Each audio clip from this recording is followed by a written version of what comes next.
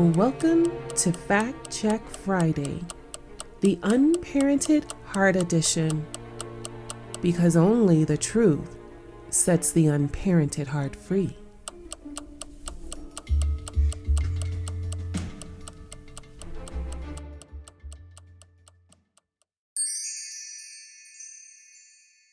Before we get started, please note, this podcast may include discussions about emotionally difficult family dynamics, including emotionally absent or unavailable parents.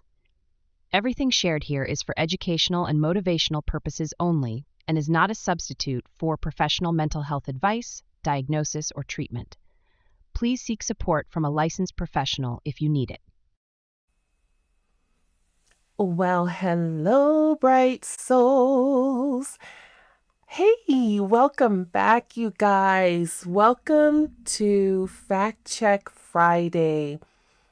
You made it through the week, you guys. I am so excited for you.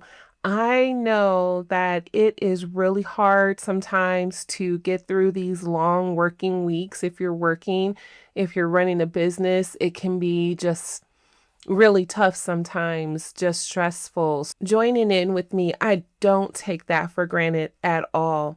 So I just want to say welcome to Fact Check Friday. I know your time is valuable, and I know you just want the facts, ma'am. Just the facts. Tell me about the facts, okay?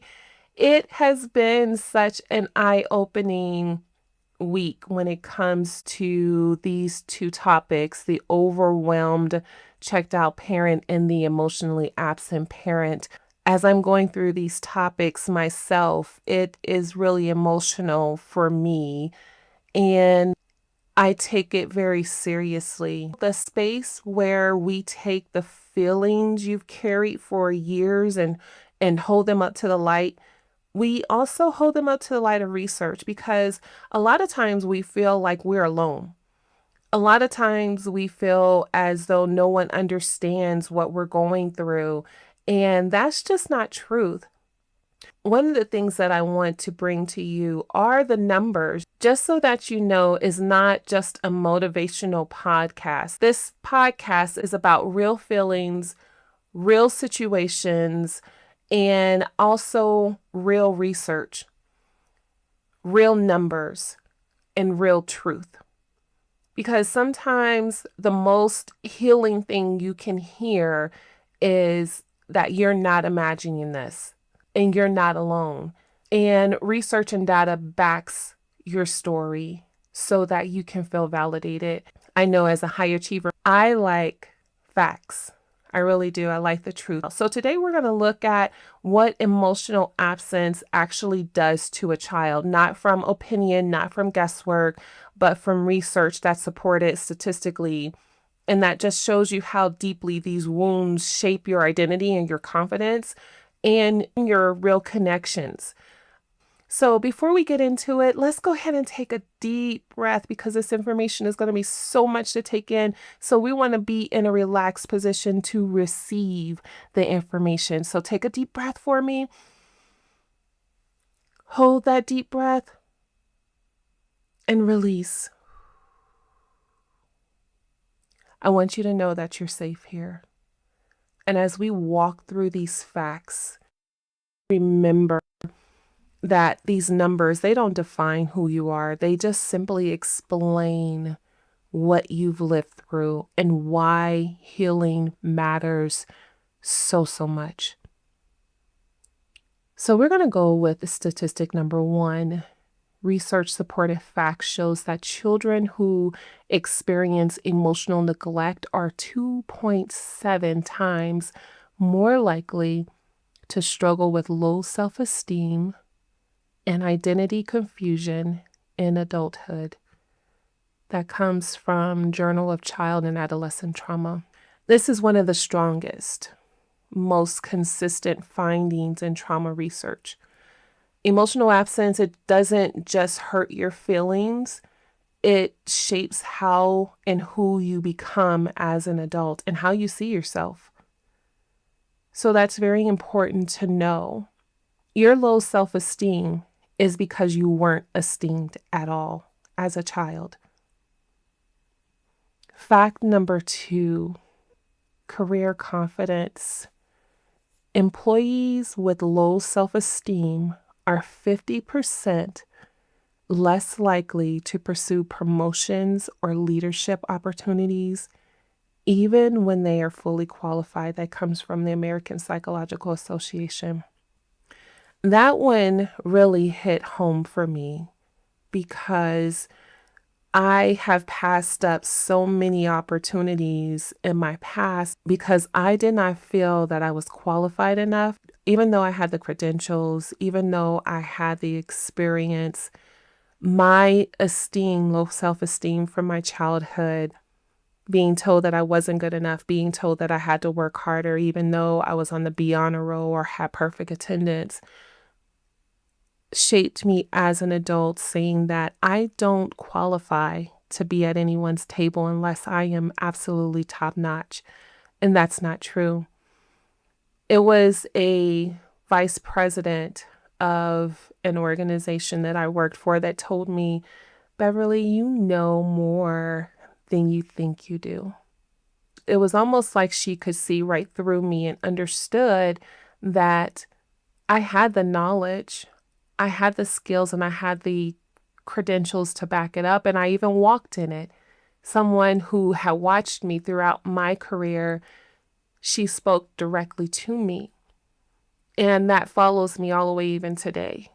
So know that you not pursuing that promotion, you not pursuing that next level in your career could possibly be because of how you were shaped as a child. The deeper reality of this is that your hesitation at work isn't incompetence. It's the not being affirmed that your skills and your experience and the things that you've learned over the years was not validated.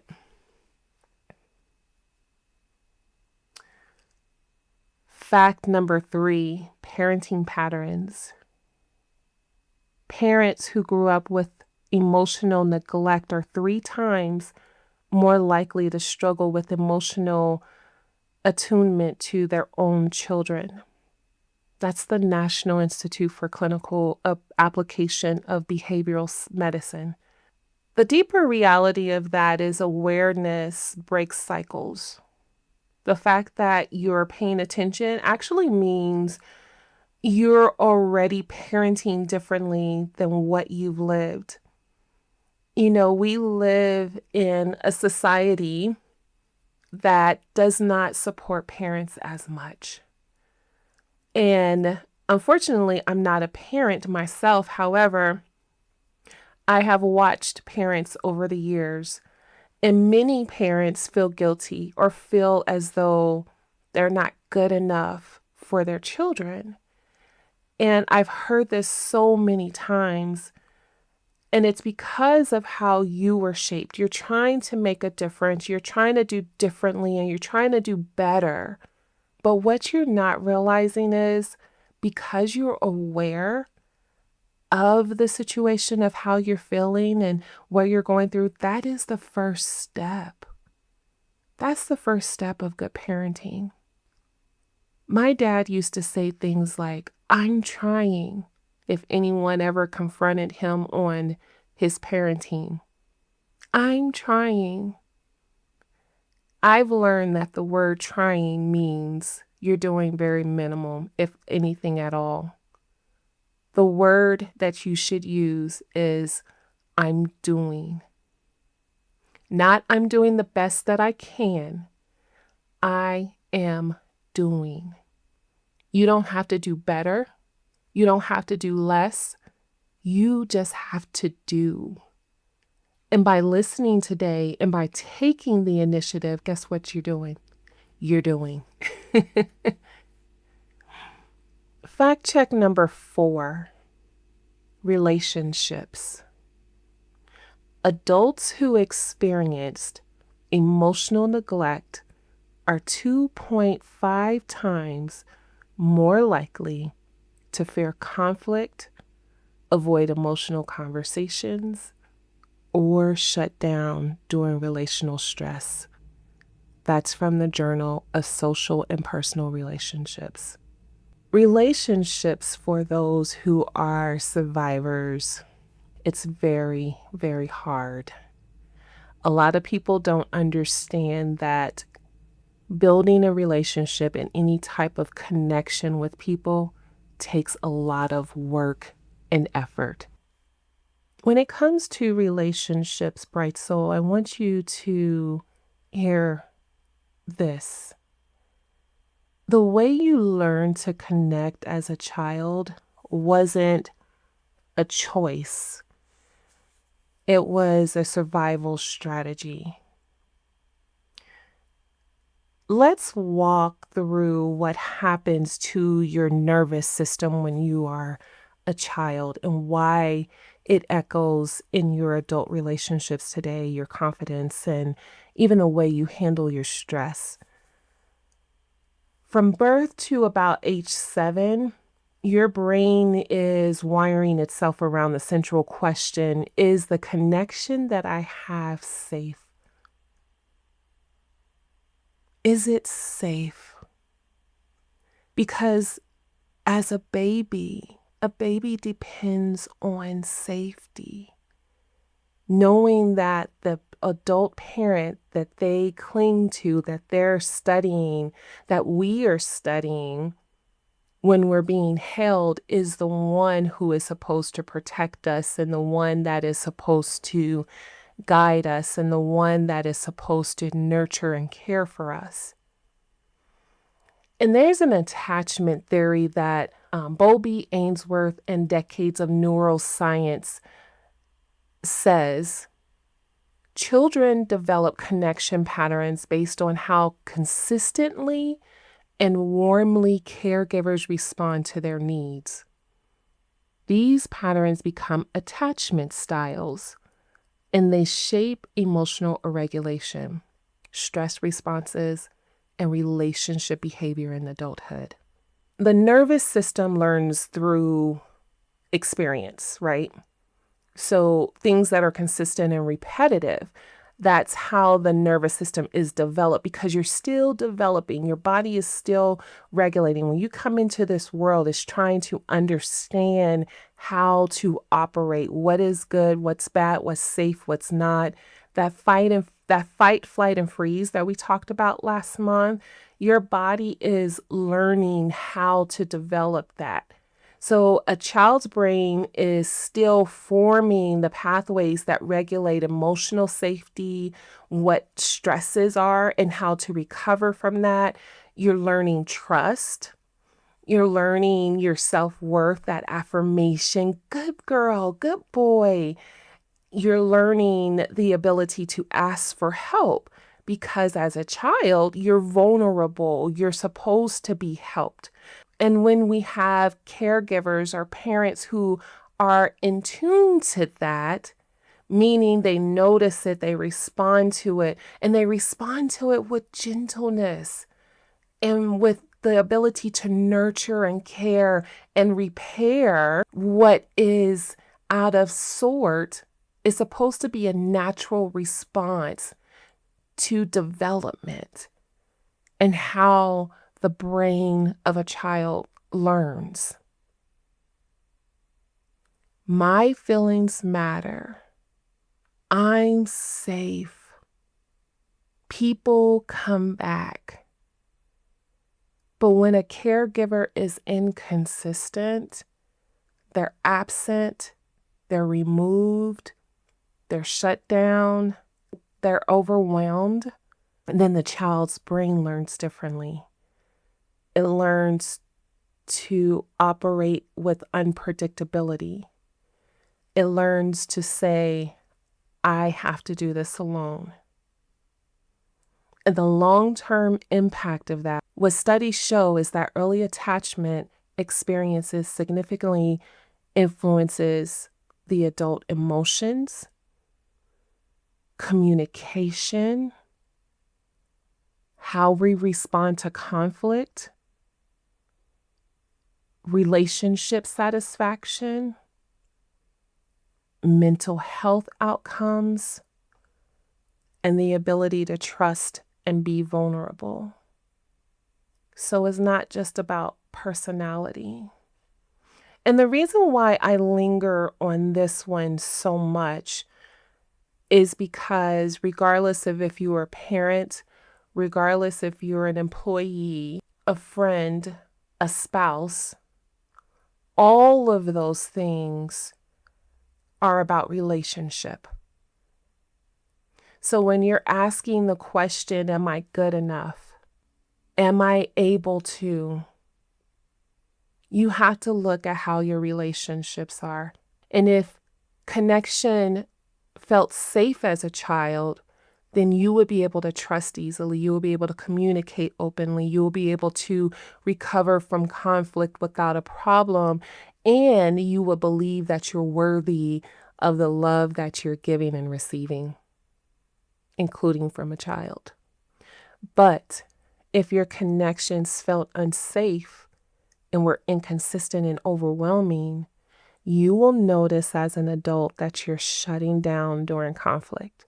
You just can't handle it. You can't talk about it right now. You avoid it. You understand that over-explaining or people-pleasing becomes part of your development as an adult. Fear, abandonment, people walking away, avoiding emotional conversations. You don't know how to handle that. Choosing emotionally unavailable partners. How many times have you done that where you wanted to honestly please that person and they weren't emotionally available? Struggling to ask for help and feeling too much or not enough. It's because your nervous system adapted to survival mode. And now you're learning to take ownership. There is hope in this research. Attachment patterns are not fixed. They are adaptable. See, your brain, it can be rewired. And how you rewire that, if you go back to my 10-day rewire challenge, is one step at a time. You have to build safe relationships and know what safe relationships look like. Self-compassion, that's why we had Love Month. You have to learn how to love yourself. Going through therapy or coaching is imperative. You cannot walk this journey alone. And both therapy and coaching helps you to dig deeper. It helps you to confront the real questions. You also have to do a nervous system regulation, grounding.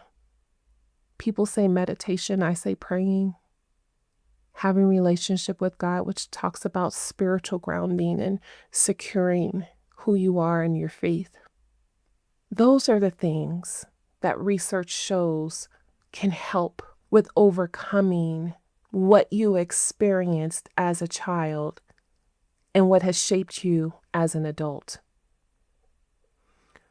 Those 4 short facts, they have deeper reality reframes. And I'm going to go through some of the questions and we're going to reframe those. We're also going to talk about identifiers. Some of these identifiers are questions or comments or statements that you've said to yourself because of how you were shaped, and it's developed a belief system that is not true. It goes against the facts that I just shared with you. You have to understand with the research, emotional absence doesn't just hurt your feelings, it shapes how you see yourself. I shouldn't need help.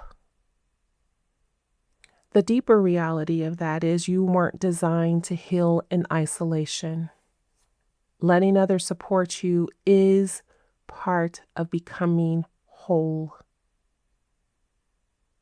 I'm too damaged to change. The deeper reality, What feels like damage is actually a place where restoration begins. It's awareness. I'm behind everyone else. Your pace reflects your story, not your worth. You're moving forward with courage, and it takes one step at a time. I don't deserve peace. The reality is, peace isn't earned, it's received. And you're allowed to receive it. I'm always the problem. The deeper reality, the reactions were shaped by survival, not selfishness. You're learning new ways to be. I should be stronger by now. Strength isn't speed. Healing takes time, one step at a time, and it does take work. I don't matter. Your presence carries weight. Your existence, it carries value. And you are not invisible. You do matter. You matter more than what you know. And people are watching you. They're watching how you move in this life and in this world. They're watching how you get over your downfalls. And they are also watching how you celebrate your wins. You matter, whether anyone says it or not. I am not qualified enough. How many of you guys said that in your career and as you are looking at your personal confidence? The deeper reality is your experience is real and your growth, it is part of every strong candidate's story. The problem is that we don't tell our story. If I speak up, I'll sound foolish. Here's my thought with that. This is my personal thought. Speak up. Because you know what? Someone in the room is thinking the same thing that you're thinking, whether it sounds foolish or not. Speak up. Speak up. You'll be surprised how many people value those who ask a question, whether it sounds silly to you or not. Because you know why? There are so many people who are in your shoes today and they don't know how to speak up, and you're going to be leading the path. Your voice carries insight and it shapes your lived experience, and it deserves to be heard. I'm not leadership material. I love that one because I love in my coaching sessions when I hear, I don't want to be a leader. I don't want to be a role model. Well, guess what? You are a role model regardless if you want to be or not, because there is somebody somewhere that is looking at you and looking up to you.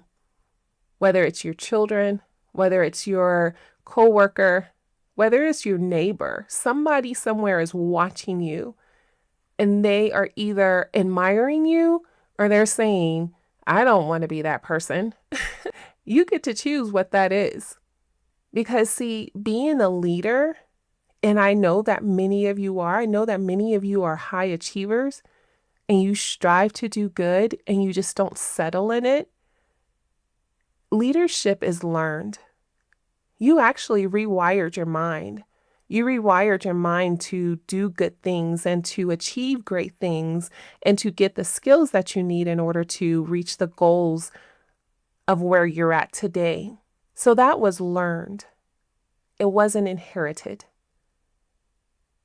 And you are already walking in that. You're practicing it already. And you may not think you make a big impact, even if it's a small one. You are a leader making a change in somebody's life. Everyone else is moving faster than me. Everybody has their degree, they have a family, they have great jobs, they're making good money. Can I tell you something? This is something I've learned over the years. Career is not a race. It's an exploration, actually. Because you know what you're exploring? You're exploring your experience, you're learning new things, you're developing, you're being creative. You're also learning who you are. It's not about if someone is moving faster than you. It's about taking a deeper look at what you've done and appreciating where you were and where you are today. Sometimes in our career, we make mistakes and we will say something like, one mistake will expose me. Mistakes are inevitable and they don't reveal anything other than how you handle it. They either reveal your growth or where you need to grow. And guess what? We're all growing. Don't ever let anyone make you feel that you have to be perfect at your job. You do not. You're going to make mistakes. As a matter of fact, my one-liner in my interview is, I am going to fail, but I'm going to fail forward. That's from John Maxwell, by the way. Why? Because we all do, and failure makes you better. It makes you better. I don't bring anything special to the table. I'm just me. I'm just a worker. You know what?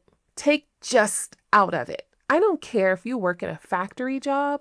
I don't care if you're a janitor. I don't care if you're a fisherman. If you put the effort and experience into it, you are not just anything. You're the best at what you do. Why? Because you show up, because you care, because you put effort into it. You are not just, and you do have something to bring to the table. Your perspective is what shapes your resilience. That is a strength. And most people don't recognize that. So, the last one is, I'm replaceable. In this world of AI and technology, how many of you feel you are replaceable? Can I tell you something? God made you resilient. Your contribution impacts those that are around us. Your presence shifts the environment, and that's not replaceable.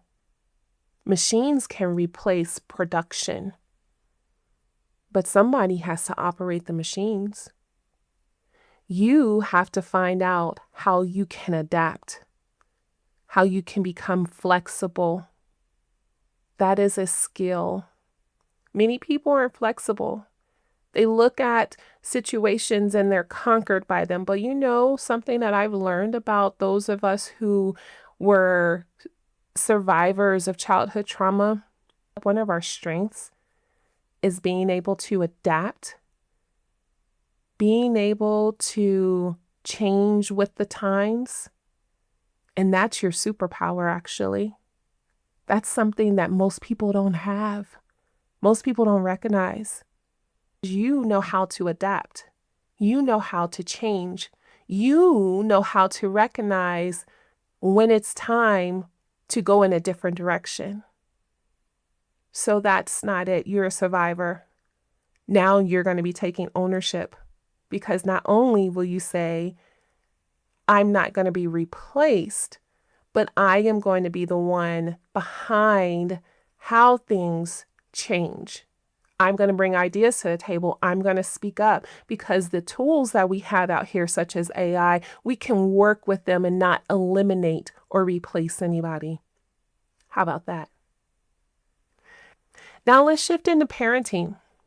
I don't know how to be a good parent. You know, children don't come with rule books, instructions, and neither does parenting, which is why many of us are in this position now where we're talking about how our parents treated us, right? And it's not about whether you are being a good parent. It's about learning what you were never taught.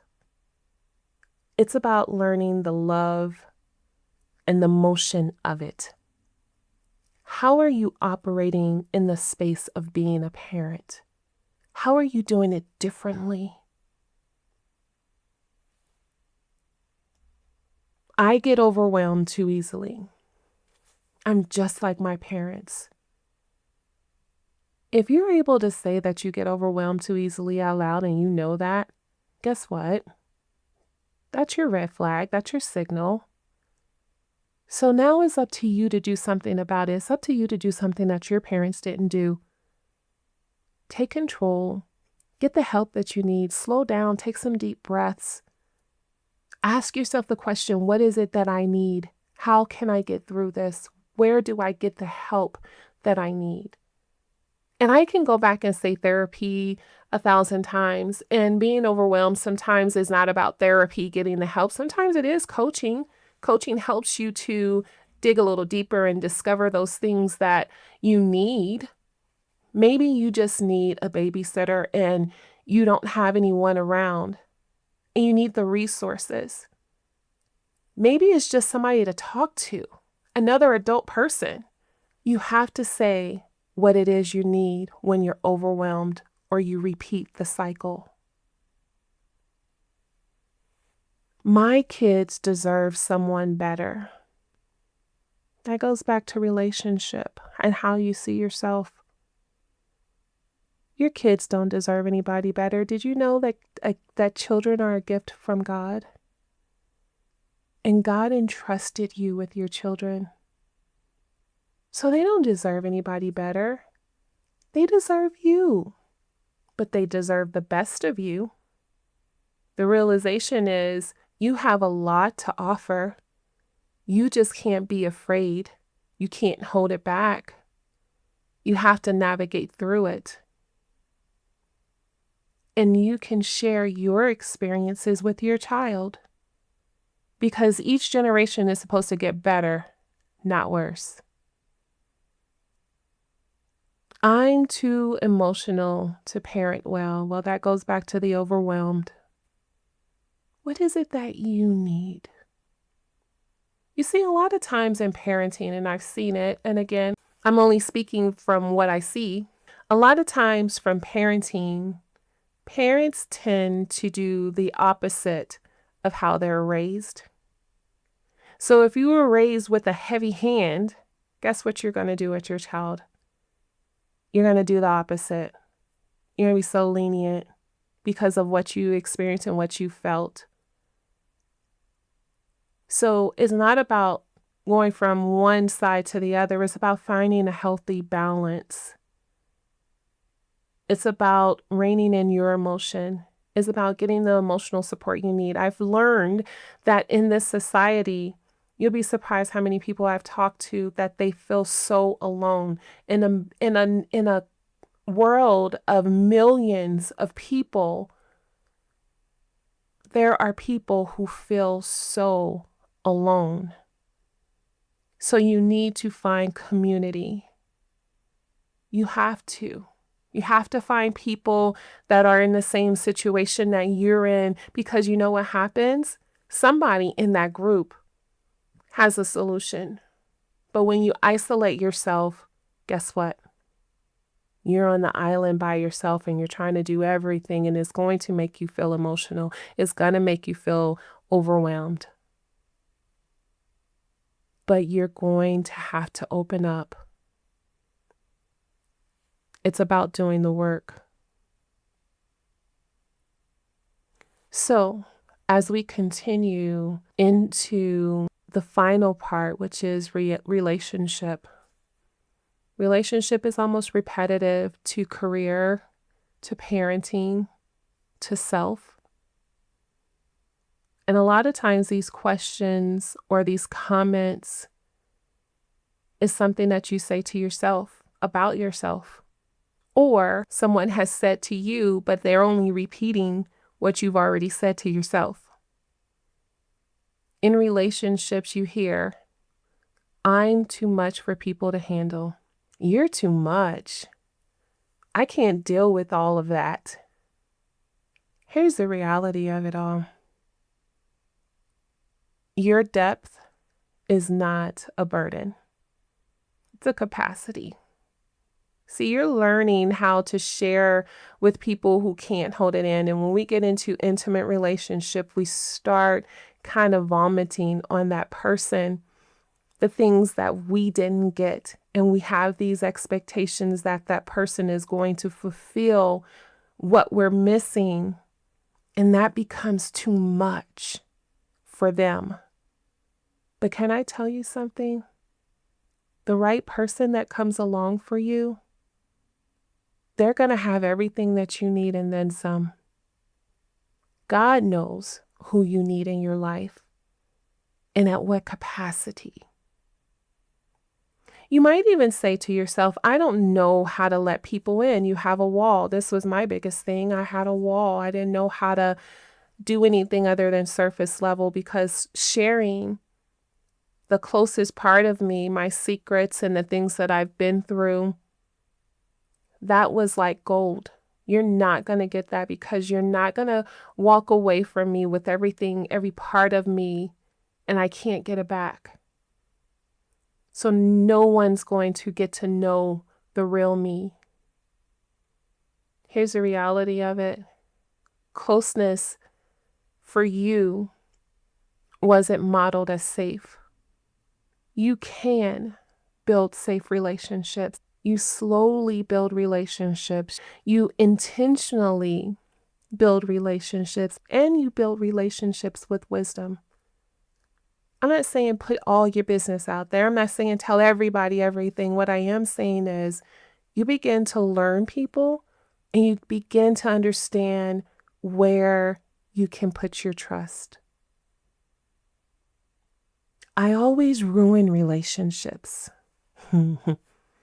No, you don't ruin relationships. You weren't taught healthy connection. You're learning how to repair yourself, how to bring in honesty, how to operate within emotional presence, and you're relaying the foundation that was not laid for you. It's not about ruining relationships. Sometimes we sabotage relationships. Sometimes we run away from relationships, even when they're doing good, because we think the worst. We don't give ourselves grace. We don't give the other person grace in relationships. So then you tell yourself that I'm hard to love. And it's not that you're hard to love, it's that you need to heal. And once you heal, then you'll understand what love really is and how to receive it. And you'll appreciate the steadiness, the safety, and the mutual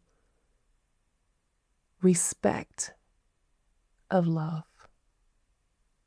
Bright souls, I gave you fact. I gave you deeper reality. I also gave you ways to reframe your identity. And reframing is all about perspective. And those are the major areas. Identity, parenting, career, relationship, those are the areas that we struggle with the most. And we don't have to be experts in those areas to understand that they're all interconnected. Everything is interconnected. How we grew up shaped how we are today. Awareness was the first step. Now you're going to have to take action. You're going to have to walk towards your healing. If today's fact check helped you to breathe just a little bit, I want you to share it with someone else. And I want you to let me know what areas of your life you're going to be working on. And if you need help with that, Coach Beverly is here to help you with that. All you have to do is just reach out to me. I'm there for you. Bright soul, you are not defined by the face that raised you. You are defined by the truth you're learning to walk in.